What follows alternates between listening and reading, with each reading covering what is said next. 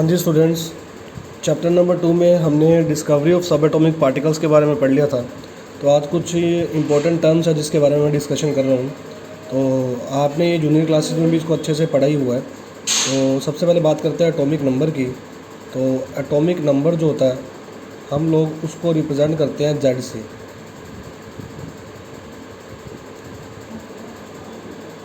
और जेड का मतलब होता है number of protons, number of protons. ठीक है, जेड हमेशा नंबर ऑफ प्रोटॉन्स के इक्वल रहेगा और जेड नंबर ऑफ इलेक्ट्रॉन्स के भी इक्वल रहेगा। लेकिन वो कब रहेगा? जब आपका जेड जो है वो नंबर ऑफ इलेक्ट्रॉन्स के इक्वल भी रहेगा। कब रहेगा वो बच्चों? तब रहेगा जब आपके पास कोई न्यूट्रल एटम होगा। ठीक है, जब आपके पास कोई न्यूट्रल एटम होगा। ठीक है, एग्जाम्पल के तौर पे अगर मैं बात करता हूँ, अगर हम एग्जाम्पल ले लें मैग्नीशियम का, जिसका एटॉमिक नंबर है 12। ठीक है, तो एटॉमिक नंबर 12 है तो एटॉमिक नंबर को Z से रिप्रेजेंट किया गया है। ठीक है, तो किसी भी एलिमेंट का एक बात याद रखना बच्चों, कोई भी एलिमेंट को इस तरीके से रिप्रेजेंट किया जाता है। X कोई एलिमेंट है और उसका एटॉमिक नंबर यहाँ रखा जाता है और मास नंबर जो होता है वो यहाँ रखा जाता है। Z जो है ये एटॉमिक नंबर है, A जो है ये मास नंबर है। ठीक है, तो A क्या है आपका? Mass number. ठीक है, और Z क्या है आपका? Atomic number. यहाँ बच्चों अब अगर बात करें मैग्नीशियम की, तो मैग्नीशियम का जो एटॉमिक नंबर होता है वो 12। तो 12 को नीचे रखते हैं और एटॉमिक मास होता है 24 को यहाँ ऊपर रखते हैं। तो अब Z की वैल्यू कितनी है? Z की वैल्यू बच्चों 12 है। ठीक है, अगर Z की वैल्यू 12 है तो प्रोटॉन्स भी इसके कितने होंगे? प्रोटॉन्स भी 12 होंगे और जो इलेक्ट्रॉन्स हैं वो भी इसके कितने होंगे? 12 ही होंगे। क्योंकि मैंने ऊपर लिखा अगर न्यूट्रल एटम है, मैग्नीशियम पे कोई किसी तरीके का चार्ज एक न्यूट्रल एटम है, तो जितना एटॉमिक नंबर होगा उतने ही प्रोटॉन होंगे और उतने ही इलेक्ट्रॉन्स होंगे। तो ये बच्चों यहाँ पर बात समझने वाली है। एक स्टूडेंट बात और याद रखना, जितना एटॉमिक नंबर होता है उसी को बोलते हैं न्यूक्लियर चार्ज। ठीक है, क्योंकि यहाँ पर जो प्रोटॉन, जितना एटॉमिक नंबर है उतने ही प्रोटॉन्स है और प्रोटॉन्स आपको पता है न्यूक्लियस में प्रेजेंट है। अगर बात करूँ मैग्नीशियम की, मैग्नीशियम के 12 प्रोटॉन्स हैं, न्यूक्लियस के अंदर प्रेजेंट है, तो न्यूक्लियर चार्ज हो गया। न्यूक्लियस पे जो चार्ज है वो न्यूक्लियर चार्ज है, प्रोटॉन पे पॉजिटिव चार्ज होता है। तो हम एज्यूम कर लेते हैं कि यहाँ पर जो मैग्नीशियम के न्यूक्लियस पे जो चार्ज है वो है +12। तो यहाँ पर अब दूसरी जो कंसेप्ट है उसको समझें। Z जो है वो नंबर ऑफ प्रोटॉन्स के इक्वल तो है ही, लेकिन नंबर ऑफ प्रोटॉन्स के इक्वल नहीं, नंबर ऑफ इलेक्ट्रॉन्स के इक्वल नहीं है। अगर आपको ये किसके लिए बात करूँ मैं? किसी आयन के लिए। अगर आपको इलेक्ट्रॉन्स निकालने हैं तो कैसे निकालते हैं? Z जितना एटॉमिक नंबर है उसमें से माइनस कर दे क्या? चार्ज। चार्ज किसका चार्ज? आयन का चार्ज। ठीक है, ये कंसेप्ट जो है किसके लिए लग रहा है? न्यूट्रल एटम के लिए नहीं, आयंस के लिए। ठीक है, जिस पे पॉजिटिव चार्ज हो या नेगेटिव चार्ज हो। एग्जांपल के तौर पे अगर हम बात करें मैग्नीशियम 2 पॉजिटिव की ही बात करता हूँ। ठीक है, मैग्नीशियम में चार्ज है 2 पॉजिटिव। अब मैग्नीशियम का एटॉमिक नंबर 12 होता है, तो Z की वैल्यू क्या हो गई? Z की वैल्यू होगी हमारे पास 12। नंबर ऑफ प्रोटॉन्स, तो जितना Z है प्रोटॉन हमेशा उसके इक्वल ही रहेंगे 12। लेकिन अगर आपको इलेक्ट्रॉन्स निकालने हैं, वो इलेक्ट्रॉन्स कैसे निकालने हैं? इलेक्ट्रॉन्स निकालने हैं, Z कितना है इसका? 12 माइनस चार्ज कितना आयन पे? +2। तो 12 माइनस +2 कितना हो गया? 10। तो इलेक्ट्रॉन कितने हो गए? 10। बच्चों आप ऐसे भी याद कर सकते हैं, अगर मैग्नीशियम पे 2 पॉजिटिव चार्ज है, इसका मतलब इसने 2 इलेक्ट्रॉन जो है वो क्या कर दिए? 2 इलेक्ट्रॉन इसने लूज़ कर दिए। अगर इसने बच्चों 2 इलेक्ट्रॉन लूज़ कर दिए तो इसके पास कितने इलेक्ट्रॉन बचेंगे? इसके पास 12 इलेक्ट्रॉन होते हैं। अगर इसने 2 इलेक्ट्रॉन लूज़ कर दिए तो इसके पास कितने इलेक्ट्रॉन बचेंगे? 10। जितना पॉजिटिव चार्ज होता है उतना, इसका मतलब ये होता है कि इलेक्ट्रॉन उतने ही लूज़ कर रखे हैं उसने। अगर किसी और की बात करें, जैसे मैं बात करता हूँ, एक और एग्जांपल लेते हैं। यहाँ पर ऑक्सीजन पे चार्ज है -2, तो यहाँ पर ऑक्सीजन का एटॉमिक नंबर 8 होता है, तो Z की वैल्यू हो गई 8। जितना एटॉमिक नंबर है उतने ही प्रोटॉन्स हो गए। अगर आपको इलेक्ट्रॉन्स निकालने हैं, फॉर्मूला वही है कि जो Z है उस Z minus charge on ion, charge कितना आयन पे -2, तो कितना हो गया इलेक्ट्रॉन्स, कितने हो गए 10। तो बच्चों आपको तो ये वैसे भी पता है कि जितना नेगेटिव चार्ज हो उतने इलेक्ट्रॉन ऐड कर देते हैं, और जितना पॉजिटिव चार्ज हो इतना इलेक्ट्रॉन हम क्या करते हैं, लूज़ कर देते हैं। तो अगर ऑक्सीजन का एटॉमिक नंबर 8 है, उस पर -2 चार्ज है, इसका मतलब इलेक्ट्रॉन कितने हो जाएंगे, 10 इलेक्ट्रॉन हो जाएंगे। इस तरीके से हम इलेक्ट्रॉन्स निकालते हैं। ठीक है, तो अब बात करते हैं, आगे चलते हैं, और अगला जो कंसेप्ट है वो है मेरा मास नंबर। मास नंबर को हम किससे लिखते हैं, मास नंबर को लिखते हैं हम ए से। मास नंबर का मतलब क्या होता है, number of protons plus number of neutrons. ठीक है, तो जैसे कि अगर मैग्नीशियम का एग्जांपल ले रहा हूँ मैं, एटॉमिक नंबर इसका 12 है और एटॉमिक मास कितना है 24, तो ए की वैल्यू कितनी है 24। अगर आपको नंबर ऑफ़ न्यूट्रॉन्स निकालने हैं तो न्यूट्रॉन्स निकालने का तरीका होता है कि आप क्या करें, आप मास नंबर में से एटॉमिक नंबर माइनस कर दें। जब 24 में से आप 12 माइनस करेंगे तो नंबर ऑफ़ न्यूट्रॉन्स निकल जाएंगे, इसे कितने, 12। इस तरीके से इलेक्ट्रॉन्स, प्रोटॉन्स और न्यूट्रॉन्स को निकाला जाता है। तो अब स्टूडेंट हम बात करते हैं कुछ और इम्पोर्टेंट टर्म्स की, जिसका नाम है आइसोटोप्स। अब आपको पता है आइसोटोप्स क्या होते हैं।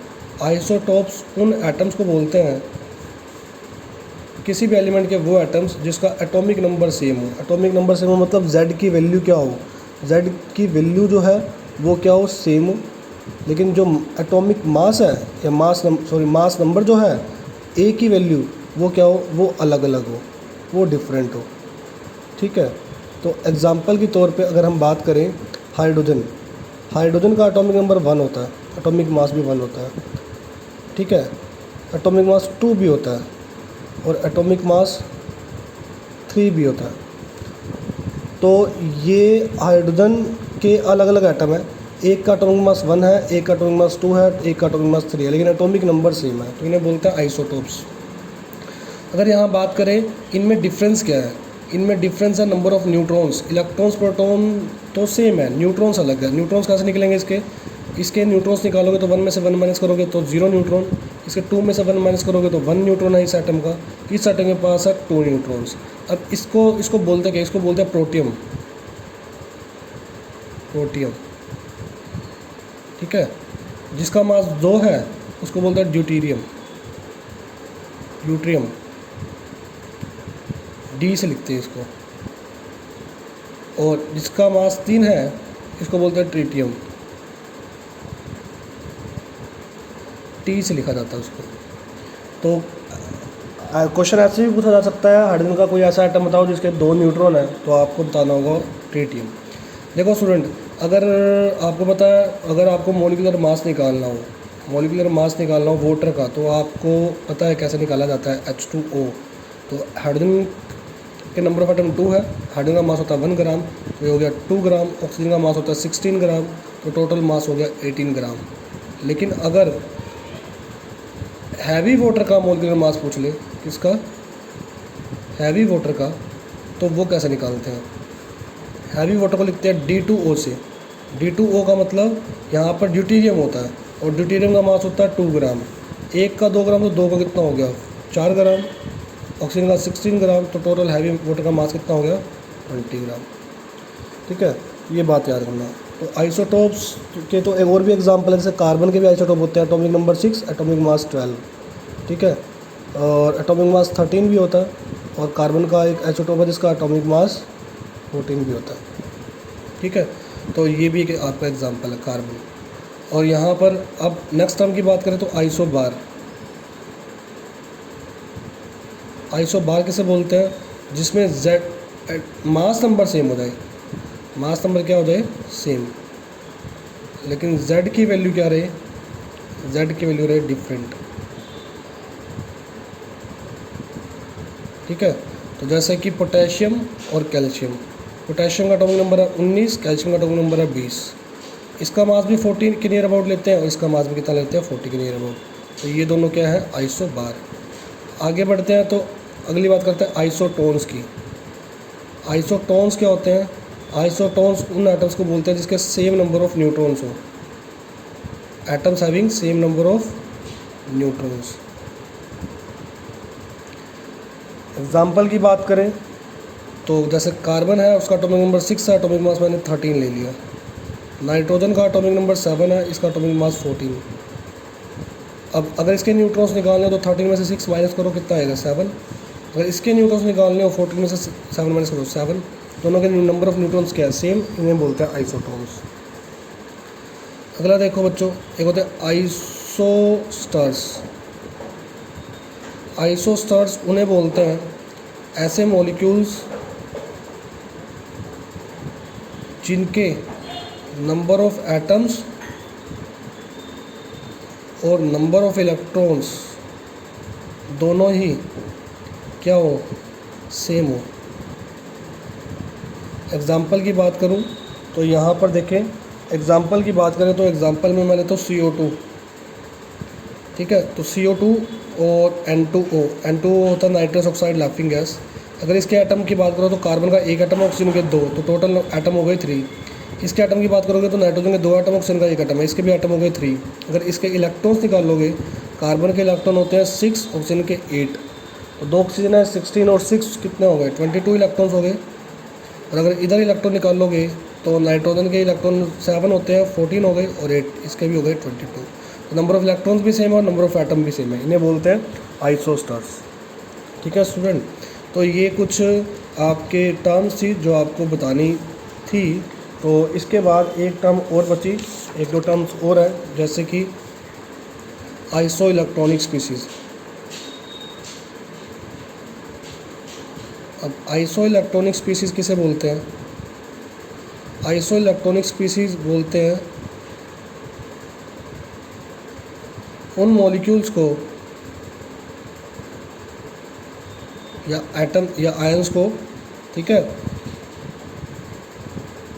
या एटम्स को जिनके पास सेम नंबर ऑफ न्यूट्रॉन्स हो, सॉरी इलेक्ट्रॉन्स हो, सेम नंबर ऑफ क्या हो, इलेक्ट्रॉन्स। एग्जाम्पल के तौर पे बच्चों, जैसे कि बात करते हैं नियोन, इसका इलेक्ट्रॉन्स होते हैं 10। अगर बात करें Na, इसके इलेक्ट्रॉन होते हैं 11, लेकिन पॉजिटिव चार्ज है तो एक इलेक्ट्रॉन लूज़ कर दिया तो इसके भी 10 हुए। मैग्नीशियम का एटॉमिक नंबर होता है 12, 12 इलेक्ट्रॉन होते हैं तो 2 इलेक्ट्रॉन लूज़ कर दिए, इसके भी 10 इलेक्ट्रॉन हो गए। ऑक्सीजन पे चार्ज है -2, इसके भी 10 इलेक्ट्रॉन हो गए। फ्लोरीन पे चार्ज है -1, इसके भी 10 इलेक्ट्रॉन हो गए। एल्युमिनियम पे चार्ज, एल्युमिनियम का एटॉमिक नंबर 13 होता है, 13 इलेक्ट्रॉन होता है, 3 लूज़ कर दिए तो इसके भी 10 हो गए। तो ये सभी वो आयंस हैं जिनके नंबर ऑफ इलेक्ट्रॉन्स क्या है, सेम, तो इन्हें बोलते हैं आइसो इलेक्ट्रॉनिक स्पीसीज़। तो स्टूडेंट, ये कुछ टर्म्स थी जो आपके साथ डिस्कस करनी थी मुझे। तो अब जो हमारा मेन कंसेप्ट है वो है एटॉमिक मॉडल्स को लेकर, ठीक है। तो जो एटॉमिक मॉडल्स हैं उसके बारे में पढ़ना है। सबसे पहले जो मॉडल दिया था वो दिया था जे थॉमसन ने।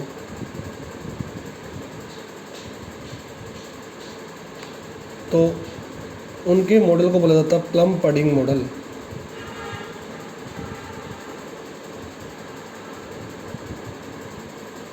प्लम पडिंग मॉडल या वाटरमेलन मॉडल भी बोला जाता है। इन्होंने क्या बोला था? इन्होंने बच्चों बोला था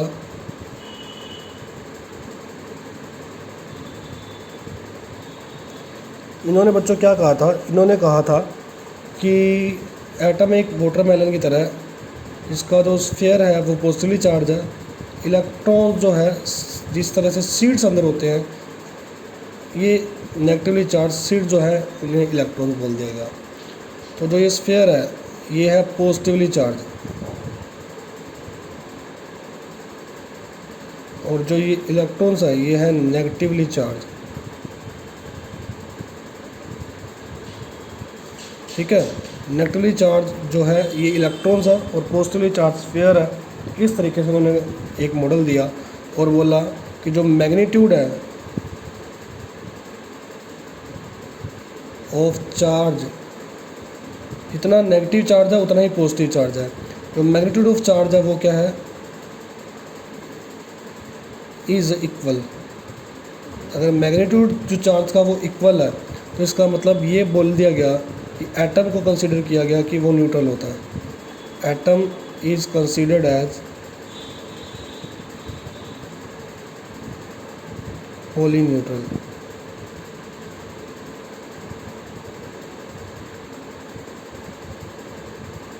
ठीक है, ये इन्होंने बोल दिया।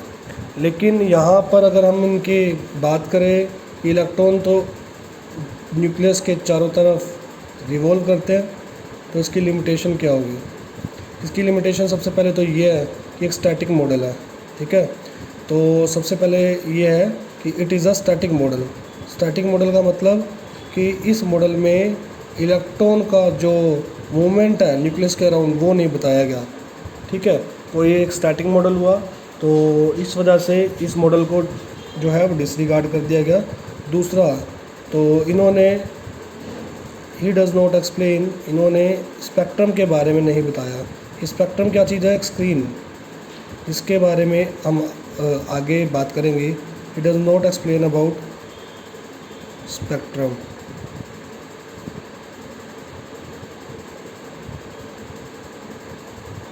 ठीक है, तो सबसे पहले तो इनका स्टैटिक मॉडल था, इन्होंने इलेक्ट्रॉन की मूवमेंट के बारे में डिस्कस नहीं किया था। तो और दूसरी बात कि इन्होंने स्पेक्ट्रम को हम आगे डिस्कस करेंगे, स्पेक्ट्रम के बारे में भी डिस्कस नहीं किया था। तो स्टूडेंट यहाँ तक आज आप इसको कर लें, तो जो नेक्स्ट कंसेप्ट होगा वो आपका रदरफोर्ड मॉडल को लेकर होगा। तो आज के लिए आप इसी को नोट डाउन अपना कर लें।